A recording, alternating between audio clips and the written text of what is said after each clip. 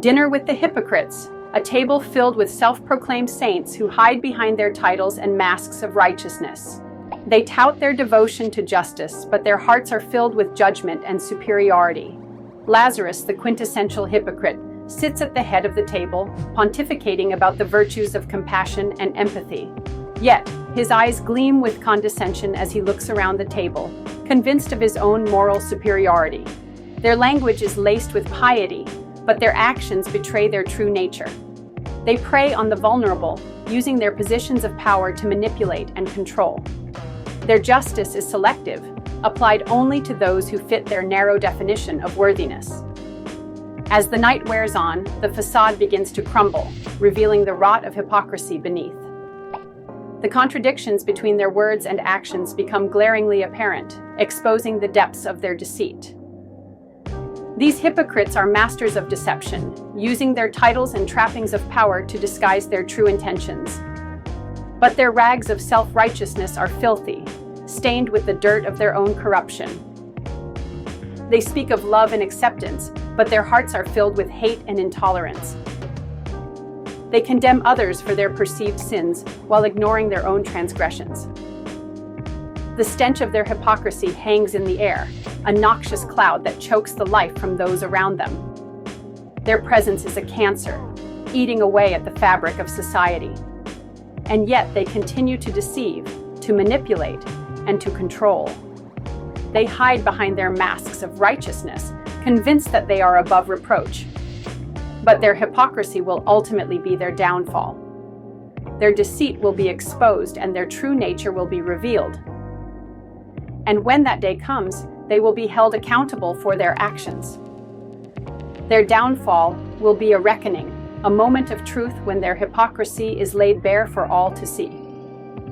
They will be forced to confront the contradictions between their words and actions, and to account for the harm they have caused.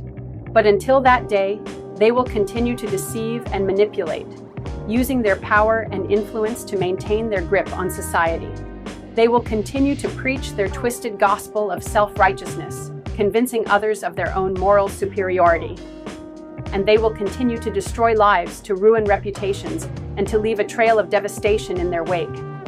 They will continue to hide behind their masks of righteousness, convinced that they are above the law. But we will not be fooled. We will see through their deception, and we will call them out for their hypocrisy. We will stand up to their bullying, and we will refuse to be intimidated by their power and influence. We must recognize that true righteousness is not about self-proclaimed titles or external appearances, but about the condition of our hearts. In the end, it's clear that knowing scriptures and quoting them isn't enough to guarantee entry into the kingdom of heaven. As Matthew 7:21-23 warns, "Not everyone who says to me, 'Lord, Lord,' will enter the kingdom of heaven, but only the one who does the will of my Father who is in heaven."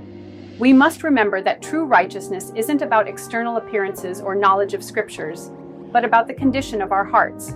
As 1 John 2:9-11 states, "Anyone who claims to be in the light but hates a brother or sister is still in the darkness." We must beware of becoming idol worshippers, prioritizing knowledge of scriptures over love and compassion for others. As Matthew 15:8-9 says, "These people honor me with their lips, but their hearts are far from me." Let us not forget that true faith is demonstrated through our actions, not just our words. As James 2:14-17 reminds us, "What good is it, my brothers and sisters, if someone claims to have faith but has no deeds?" Ultimately, it's not our knowledge of scriptures or our ability to quote them that will save us, but our love and compassion for others. As 1 Corinthians 13:1-3 states, "If I speak in the tongues of mortals and of angels, but do not have love, I am a noisy gong or a clanging cymbal." Let us strive to live out our faith with humility, love, and compassion, rather than relying on our knowledge of scriptures to justify our actions.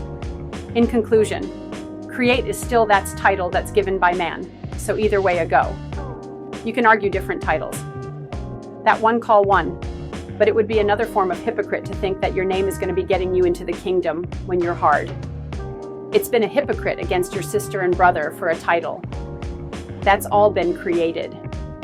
The era of hypocrisy is crumbling, and a new era of authenticity is rising from the ashes. The hypocrites will no longer be able to hide.